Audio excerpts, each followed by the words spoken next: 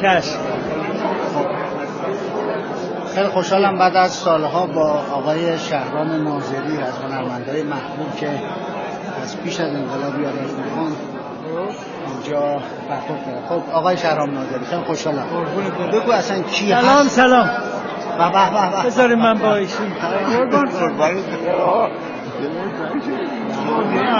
شما؟ خوشحال قربان شما. نشسته که خیلی وقت خبر نداریم. ما چند سعادتی قربان برم. خوشحال شدم. حالا خدمتتون هستم. آقای شهرام ناظری بگو کی هستی، از کی موسیقی رو شروع کرد؟ والا دیگه من چه بگم؟ نه از قدیم می‌خوام. آثار رو من خودش معرفه کنم. نه من شروع دارم. من که بعد دیگه معلومه مثل اکثر هنرمندا از بچگی. خب مال کجا هستی؟ معلوم شهر خاک اسطوره‌ای کرمانشاه. ببین شما یادم اون موقع اومدی با آقای برومند کار کردی و توی مسابقه ردیف خونی بود اول شدی. بله اون موقع همون موقع نوجوان. جلوتر با کی کار کردی؟ من هم با یعنی استاد اصلیم که عبدالخان دوامی در مکتب صبا اونجا بودن.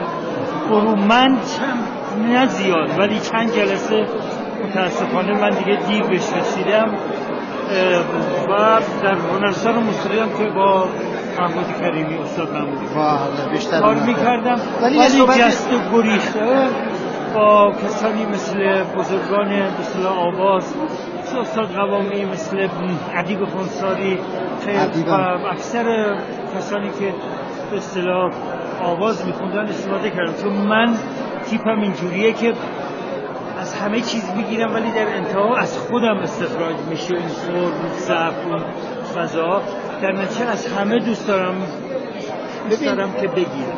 من یه تسلطی در شما در خوندن شعرهای مثلا شعرهای مولانا میبینم که با یه ترکیب بندی خودت میکنی. چطور میشه که شما دنبال این ترکیب بندی هستی؟ آیا با نواحی مختلف یه هماهنگی داره این کارا؟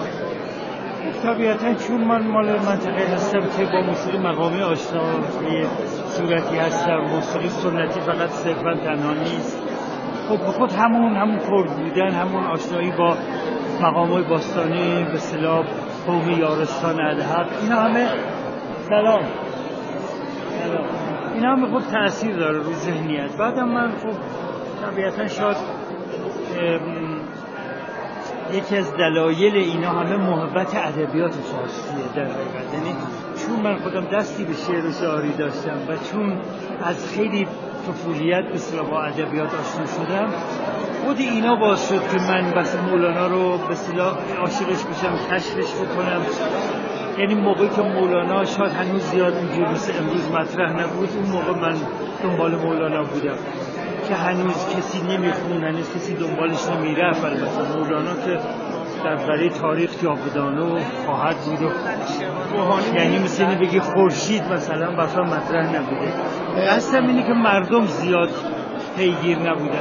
اینه که خود به خود من اونو با اینکه حتی بعضی از استادام علاقه نداشتن یعنی بعضی مثلا نمیشه شعر مولانا خیلی اون موقع جفت نمیشه با موسیقی سنتی، اون دیدگاه تغزلی رو نداره واقعا. ولی با این وجود من پیگیر شدم و اون رشته رو حرکت کردم رفتم. فکر نمی‌کنی جایزه لژیون دونور که تو فرانسه گرفتی به مدد شعرخوانی مولانا بود؟ اصلا مهمترینش در حقیقت اون همون معرفی مولانا است. یه مقدار بیشترش از سرم بود. من یادم منزل مرحوم استاد عبادی بودم، تلفنی از شما شد. بعد آیا با استاد عبادی شما کار کردید؟ ما که یعنی با خودش و با هم خانم قبلیش هم خانم جدیدش که اصلا همیشه رابطه خانوادگی خیلی نزدیک. یعنی من عاشق استاد عبادی بودم ولی که واقعا آقا بود. یعنی یه حال هوایی برام داشت که خیلی برام خودش اصلا زیبا بود. حالا ستاره استاد عبادی هم که واقعا خب یک ستاره حماسی‌گونه است.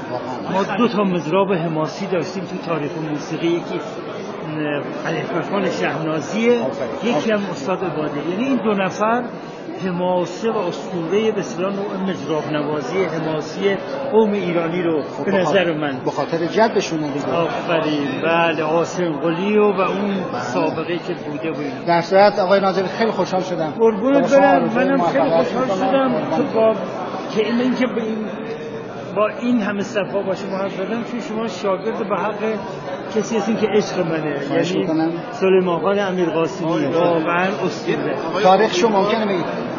تاریخشو ممکنه بگید امروز کجا هستیم؟ امروز در نمایشگاه گلوری چکناواریان هستیم که هم نمایشگاه به اصطلاح 50 سال آثارشونه، هم نقاشی‌هایی که داشته و این سعادت دستاتون با قربان شما. خیلی متشکرم. خیلی متشکرم.